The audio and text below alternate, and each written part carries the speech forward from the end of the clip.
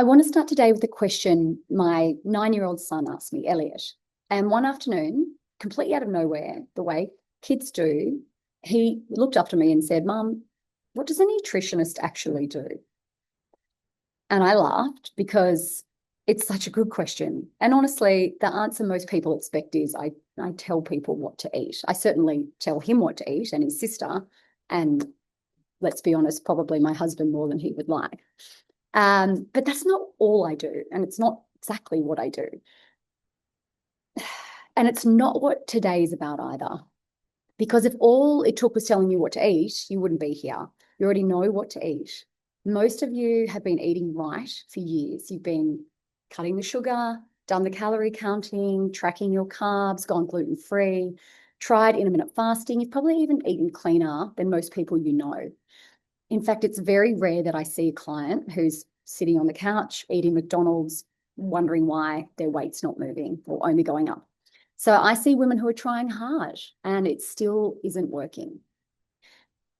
So I said to Elliot, well, I'm like a detective.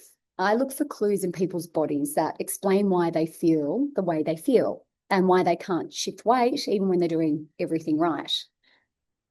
He thought about that for a second and said, oh, I guess you're like a doctor, but maybe for stuff they don't have time to find, which I loved.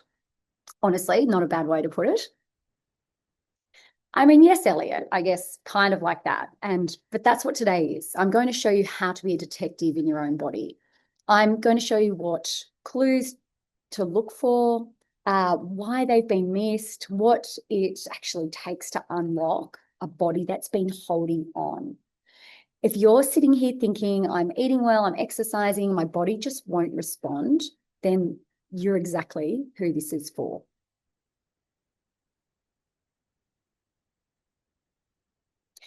I want to tell you something that might surprise you.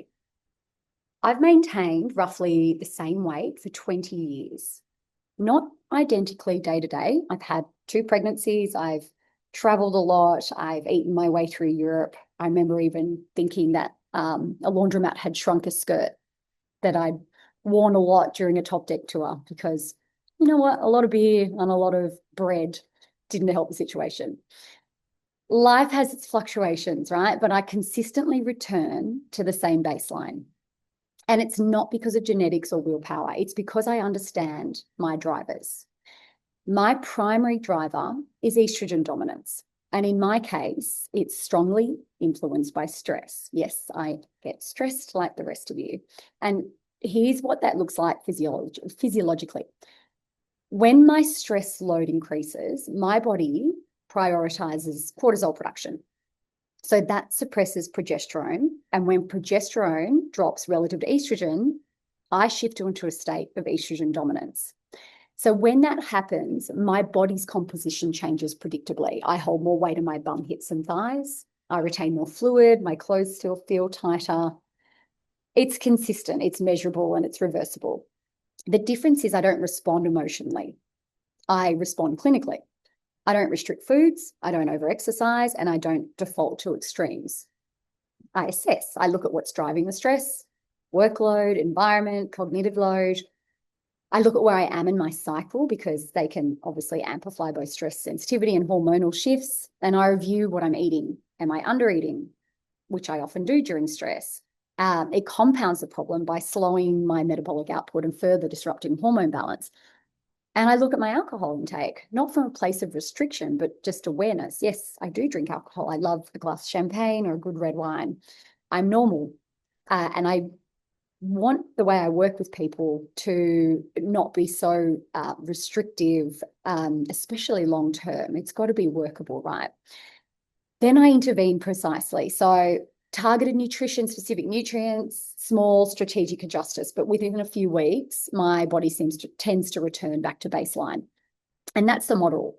Not discipline, not deprivation, not chasing symptoms, but understanding your hormonal drivers, recognizing your patterns and making informed, targeted corrections. And that's what I'm going to teach you today, starting with what is actually happening inside your body.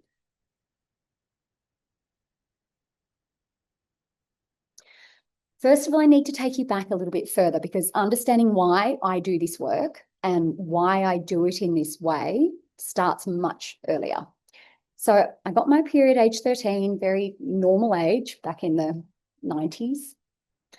And like so many women, nobody really explained what was happening, including my mom.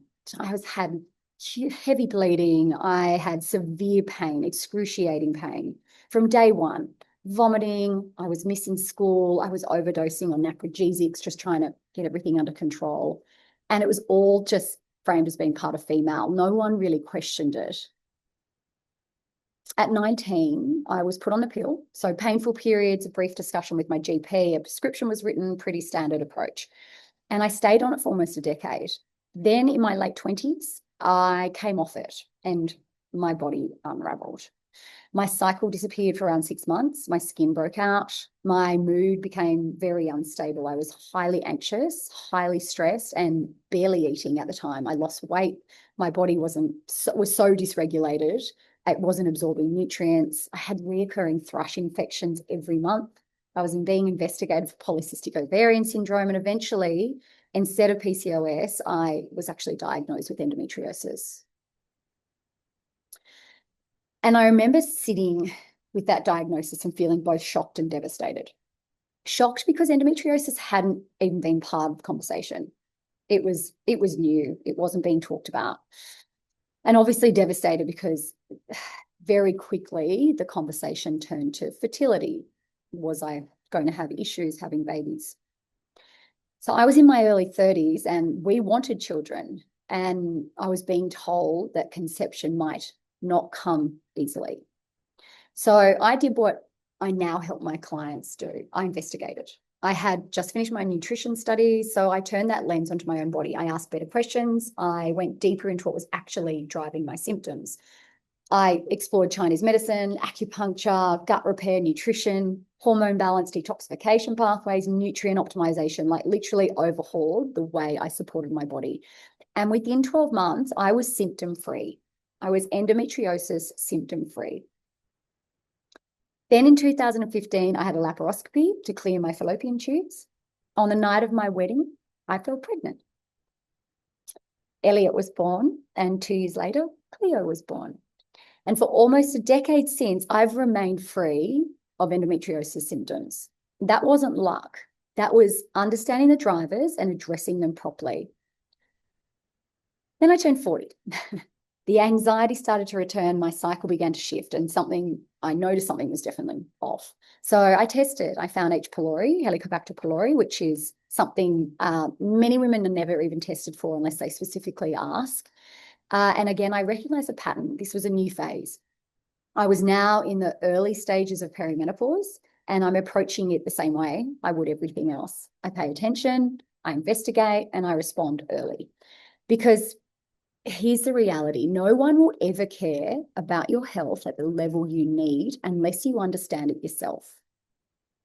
And that's exactly what I teach my clients. Not dependency and not surface level advice, not try this and see.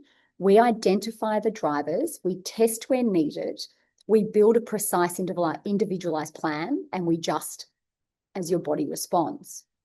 So that's why my clients get results that last. And if you've tried multiple approaches and still feel like you don't have answers, it's not because your body is complicated. It's because no one has mapped it properly. So that's what we're going to start doing today.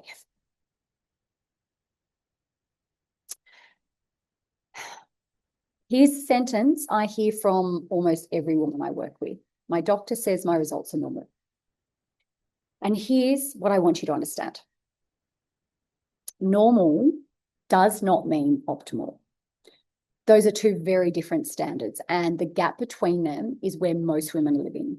Now, standard lab reference ranges are based on population averages. They are designed to identify disease. If your results fall within that range, you are considered fine, okay? So for the purpose of ruling out serious pathology, that is true.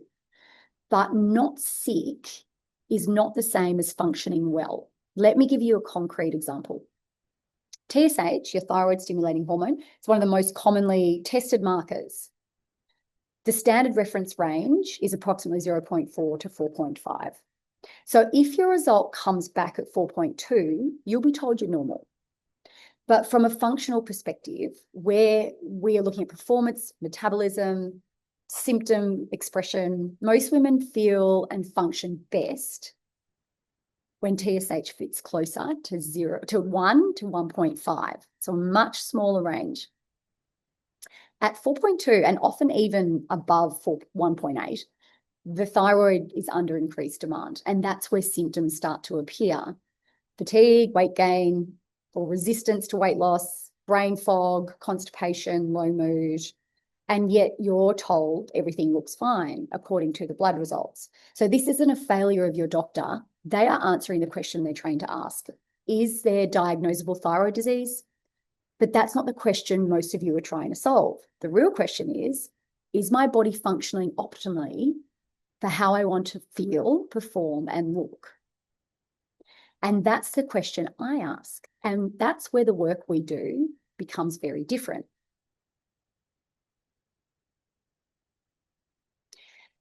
This is where I want to show you something that will change the way you understand your body. So most women come to me thinking they have a weight problem or a fatigue problem or a hormone problem, or they just can't quite explain it. They just don't feel like themselves anymore. But when I assess them properly, it's never just one issue. It's always multiple systems interacting. There are 5 systems I look at in every client. Hormones, not just levels, but balance, timing, and how they're being metabolized. Your gut health, your microbiome, digestion, absorption, elimination, all of which directly influence those hormones. Inflammation, so low grade, chronic, often invisible, but one of the biggest drivers of symptoms. And I always say to my clients that when we get to the driver of the inflammation is when you're going to see weight loss results. So we don't focus on the weight loss, we focus on that inflammation. When your body's inflammation is under control, it will release that weight. Stress response, cortisol, nervous system regulation, how well your body recovers from stress, and metabolism. So your thyroid, your insulin, blood sugar, how your body produces and uses energy. So here's the part that most people miss. These systems don't operate independently. They are in constant communication. So when one becomes dysregulated, it pulls on the others. Stress impacts hormones. Hormones influence the gut. The gut drives inflammation. Inflammation disrupts metabolism. This is the cascade. And this is why trying to fix one piece in isolation rarely works. It's also why your body can feel like it's working against you, when in reality, it's actually responding as it's been designed to. And for many of you, this cascade is the reason your body is holding on to weight. Okay, so not because you're doing something wrong, but because the system underneath hasn't been properly mapped. This is exactly the framework I use with my clients. We identify where the cascade is starting and we correct it precisely.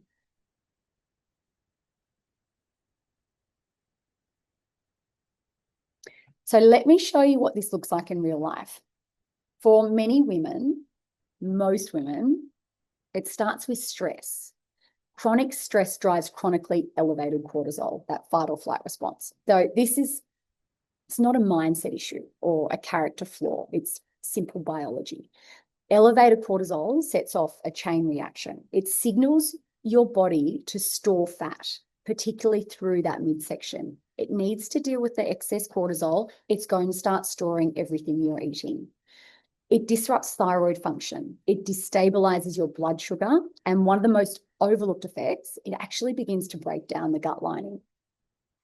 Now, that protective barrier in your gut starts to weaken. I like you to think of it like a stocking, a nice firm stocking, but it starts to get compromised and it starts to stretch. So when this happens, intestinal permeability increases and what many of you may know as leaky gut. So now substances that should stay contained within the gut, in that lovely stocking, start entering the bloodstream. So the immune system responds and inflammation rises. And once inflammation is elevated, the system becomes even more unstable. Inflammation drives further cortisol release. It interferes with your thyroid function, thyroid output starts to slow, metabolism slows, the body holds on tighter and burns less efficiently. At the same time, cortisol suppresses progesterone. Because under stress, your body will always prioritize survival over reproduction. Okay? So progesterone drops, estrogen becomes relatively dominant. And this is where many of you really start to feel it.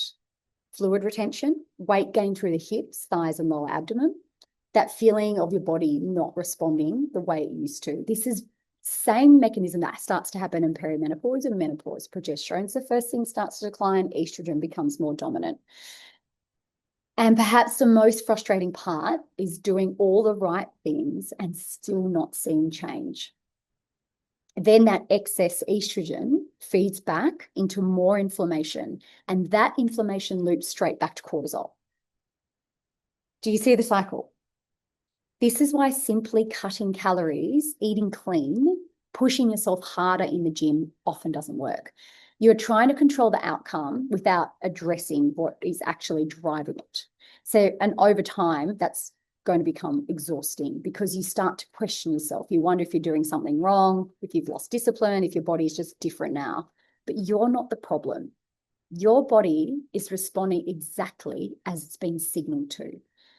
It's just that the system underneath has become dysregulated. And until that system is properly understood and corrected, the symptoms will keep repeating. And that's the shift.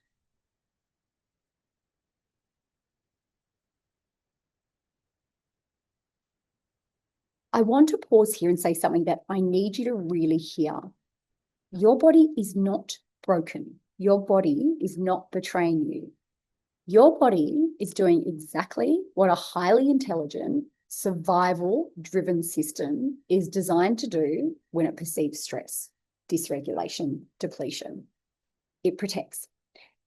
Fat is not just stored energy. It is protection. It's insulation. It's a buffer against ongoing stress and inflammation.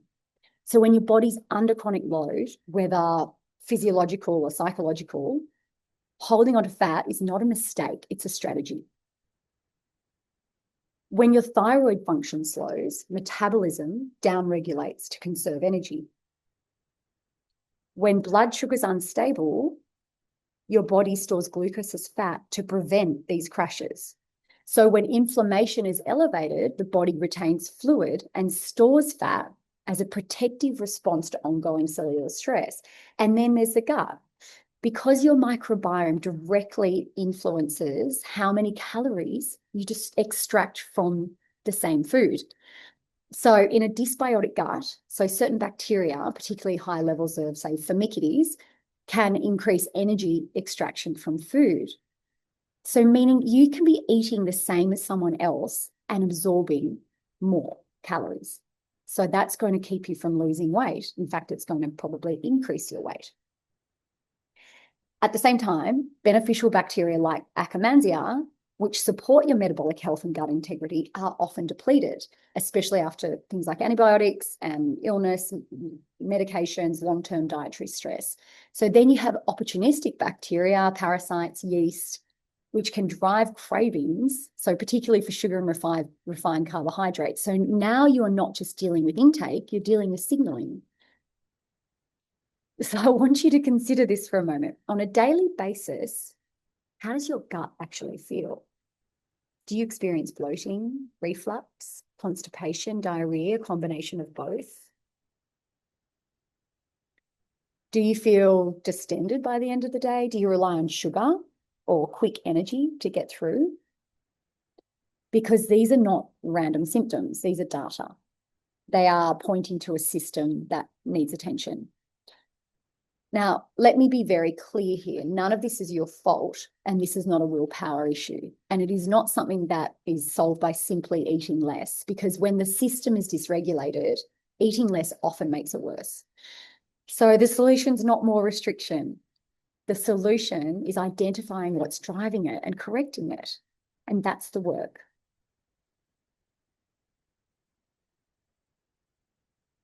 I want to show you what this looks like in practice. I'll call this client, Catherine, just to protect her confidentiality.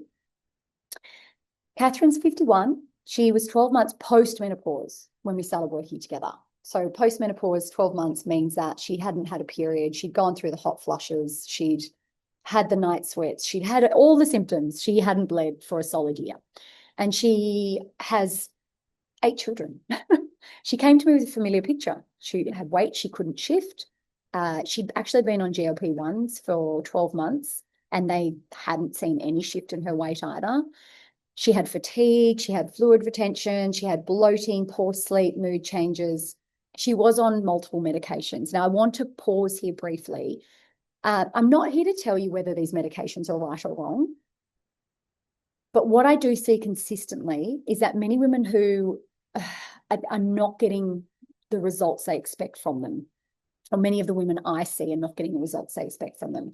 And it's not because they don't work, but because the underlying drivers we're talking about today haven't been identified. So no appetite suppressant can override hormonal, gut, or inflammatory dysfunction.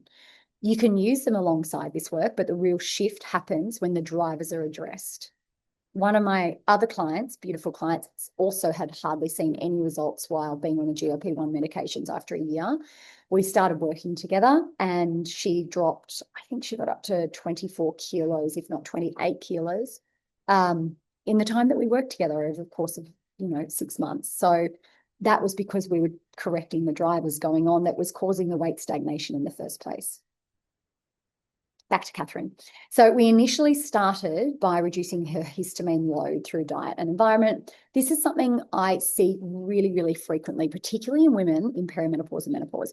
Histamine overload is a major, often overlooked contributor to symptoms. Catherine responded really quickly. Her bloating reduced, her swelling settled, her energy improved, and she was sleeping better almost immediately. So we knew we were on the right track. We were waiting for her test results to understand what was happening underneath. And then something really unexpected happened. She started bleeding again, not once, but twice, after 12 months of being postmenopausal. Now, clinically, that's obviously a red flag. She had already had standard investigations. Nothing significant was found, no obvious pathology, but no one had looked at her through this lens.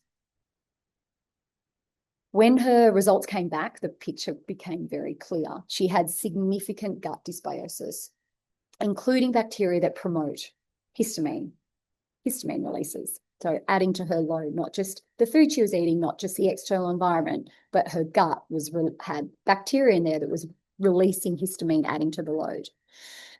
And there's an important relationship here because histamine and estrogen amplify each other. So high histamine drives estrogen up. Elevated estrogen drives histamine higher. At the same time, her gut wasn't clearing estrogen effectively. So instead of being eliminated, it was being recirculated and building up in the body. And in her case, that was enough to stimulate the uterine lining and trigger bleeding again. Once we had that data, we could intervene properly. We addressed the gut, we supported estrogen clearance, and we broke that histamine estrogen loop. The bleeding has stopped. And this is the part I want you to pay attention to. After years of weight resistance, including while being on medication, Catherine's body finally started responding. She's now losing around 1 kilo a week. Her bloating and swelling have resolved. She's sleeping properly again, and she feels like herself. And this is what happens when you find the drivers. Not a new diet, not more restriction, the right problem properly identified and corrected. And for many of you struggling with weight, fatigue, or symptoms that just don't make sense, this is the missing piece.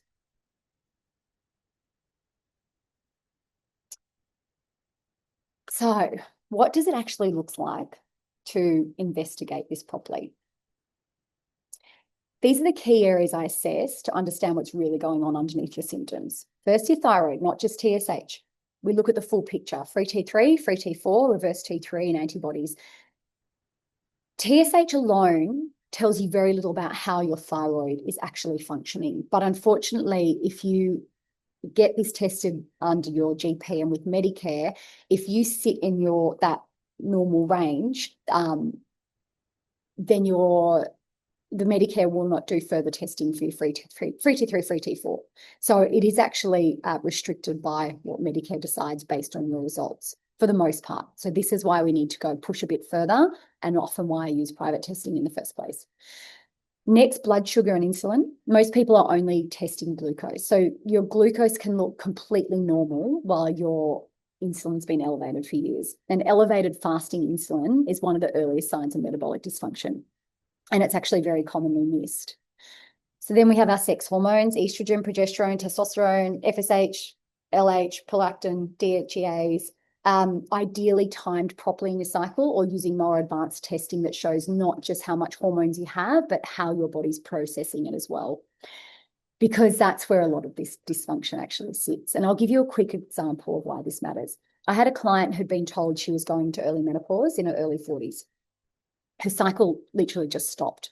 She had rapid weight gain, hot flushes, anxiety, mood changes. I tested her more thoroughly, and her prolactin came back extremely high. So that led to further investigation, and she was actually diagnosed with prolactinemia. Prolactinemia is a benign tumor on the pituitary gland in the brain that produces excess prolactin. So that excess prolactin suppresses normal hormone function and can mimic menopause almost exactly. So once that was identified and treated, her symptoms resolved, her cycle returned, and her weight normalized. So sometimes the issue isn't what it appears on the surface, it's what hasn't been looked at yet. So next, stress and cortisol. Not a single blood test. We look at your cortisol pattern across the day. And I prefer urine as well, or saliva. They're really good indicators versus blood. Are you wired in the morning, crashing in the afternoon? Are you alert at night but exhausted during the day? That pattern tells me how your system is coping. Then, of course, gut health, a comprehensive stool analysis, always. Looking at your microbiome, inflammation, pathogens, how well you're digesting and absorbing food, because being told you have IBS doesn't explain why. And in my experience, there's always a reason. And finally, nutrients: iron, ferritin, B12, folate, vitamin D, zinc, magnesium, homocysteine. These are all foundational. And deficiencies here directly impact your hormones, your thyroid, and your energy. So this is the full picture.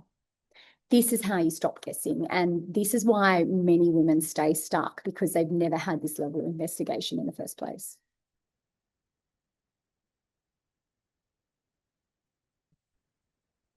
This is the page I actually wanted you to screenshot so you can actually compare it with your own bloods. It's obviously not the definitive picture, but it's a really great starting point for finding dysfunction. I'll give you a second to do this.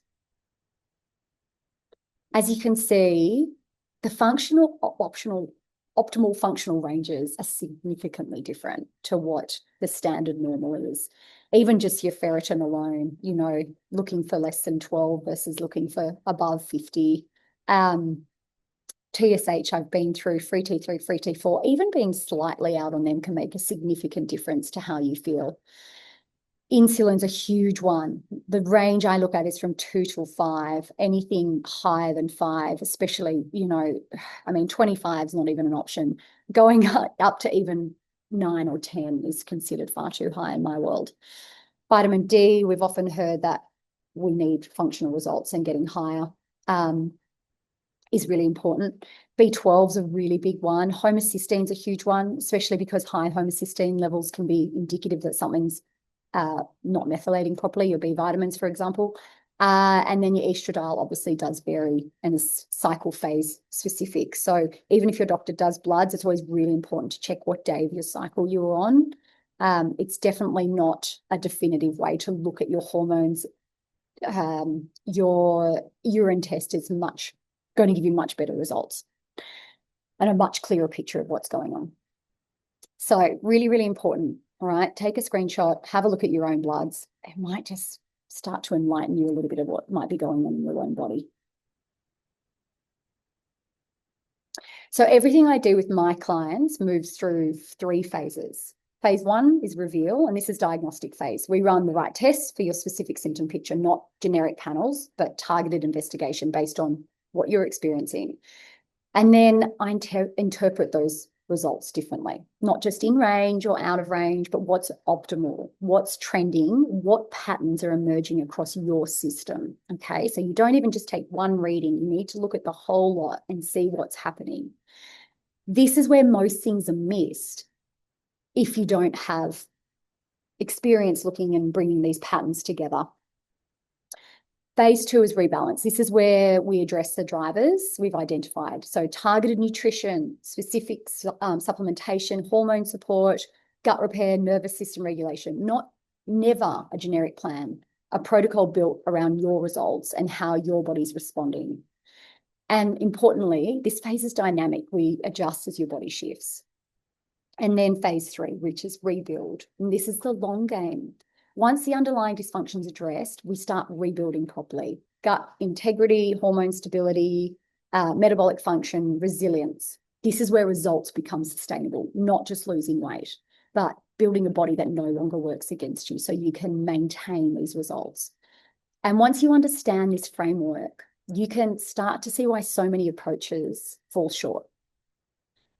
They skip straight to rebalance or even just symptom manage without ever properly revealing the problem. And that's why results don't last. And let me show you what this looks like across a few real client examples.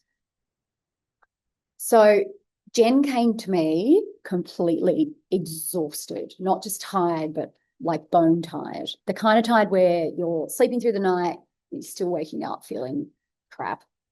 The kind of time where you need to have a sleep in the day and still feels like you have nothing left. She had chronic sinusitis issues, massive hay fever symptoms. She was relying on nasal sprays, antihistamines, most days just to function. She was on and off antibiotics for this chronic sinusitis, more on than off, to be honest. She was also reacting to food she used to tolerate perfectly well. She looked really puffy. Her body felt inflamed. Her weight had been completely stuck for years. And she'd already been to her GP. She'd been diagnosed with Hashimoto's, started on thyroid medication and initially felt a little bit better, but it was quite short-lived. So the fatigue came back, the weight kept creeping up. She was still cycling through antibiotics for sinus infections, and she felt like she had just nothing left to give her daughter. So when I looked at her case, I knew this wasn't just a thyroid issue. When we tested, we found significant gut dysbiosis, and in particular, an overgrowth of the histamine-producing bacteria.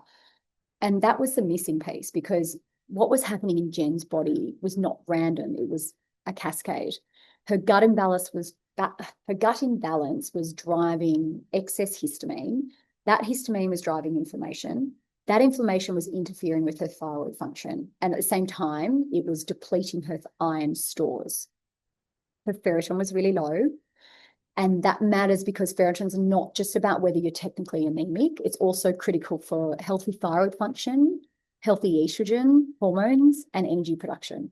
So even though parts of her testing had been looked at before, nobody had connected the pattern. Nobody had named what was actually happening. Jen had mast cell activation syndrome, MCAS, driving histamine overload, inflammation, thyroid dysfunction, and low iron. It was a cascade, not a coincidence. Once we identified that, everything changed. We reduced the histamine load through diet and targeted supplementation. We addressed the gut dysbiosis. We supported the thyroid conversion. We built her iron stores, and we lowered the overall inflammatory burden on the system. Within 2 weeks, she told me she felt like herself again the first time in years. Her energy was back. Her waist had dropped 13 centimeters in that time. That's inflammation letting go right there. Her body had been stuck for years. In 12 weeks of us working together, she's lost 10 kilos and she's still going. But not because she started doing something extreme, but because for the first time, we were actually treating the real problem. Kylie is a different kind of story. And I include her because it's, a very honest one. She had already done the work. We had identified and addressed her drivers, gut dysfunction, histamine overload, inflammation, estrogen dominance. She'd lost the weight. Her body changed. The bloating had gone. She felt well again. She felt like herself. And then over time, things started to shift. So her energy started to dip. Her bloating came back. Her sleep became less consistent and her cycle started to change. So she said to me, I don't understand. I've done everything right. Why is my body changing? And this is a part most people don't talk about. Your body's not static, okay? Kylie was moving through perimenopause. Her hormonal environment was changing. So she was on HRT, but her balance had shifted. Estrogen had become more dominant and her body wasn't clearing it efficiently. At the same time, the progesterone support, HRT, wasn't being absorbed as effectively as we needed. So her system was much more vulnerable. During a period of high stress, she was actually exposed to Helicobacter pylori, a common gut bacteria, but problematic when it overgrows. And her gut, which had been previously strong, was now under more pressure hormonally as well. So it couldn't contain it in the same way. That created a new inflammatory load. Her gut lining started to weaken, and the histamine estrogen pattern we had previously corrected began to quietly reemerge. Not dramatically, but enough to shift how she felt. Now, this is the key difference. Because ongoing monitoring is built into how I work, we caught it early. Her follow-up testing identified the H. pylori and the early gut changes before they fully unraveled her progress. So we intervened. We addressed the H. pylori, repaired the gut lining, supported the estrogen clearance again, and adjusted her plan based on where she was at hormonally. And she is stabilizing. This is why the process includes reassessment, not because the original work didn't work, but because your body is evolving. Hormones change, stress changes, exposures change. So the difference between staying well and starting over is catching these shifts early. Kylie's story isn't a setback. It's exactly how this work is supposed to function. And before I walk you through how to work with me, I want to share something that's really close to my heart. So I have a scholarship in place, the June Cummins OAM scholarship, for women who need this work, but for whom the investment is a genuine barrier. June was my grandmother. She lived to 101. She passed away nearly 12 months ago in May last year. She was a farmer. She was a single mother of three, a woman who chose to build a life on her own terms when things didn't go to plan. She ran the farm, she raised her children. She later remarried a wonderful man, Frank, my papa, who ran the local health food store in Yass. And yes, the irony of a nutritionist granddaughter is not lost on me. In fact, I think most of us are in health out of the cousins. So Granny was awarded an OAM for decades of service with the Red Cross. But what defined her wasn't any of that. It was that she never complained, not once. She had critically low iron for years, not because she didn't seek help, but because her doctor had the results and never told her. And she never questioned it. She never pushed, never wanted to be a bother. She showed up for everyone else always. And I see her in so many of the women I work with. Women who have been dismissed, women who have been sitting with symptoms for years, women who almost apologize for asking for help as if their health is an inconvenience. And I want to share something personal with you too. This week, I was diagnosed with a significant blood clot in my femoral vein. I almost cancelled the scan that showed that.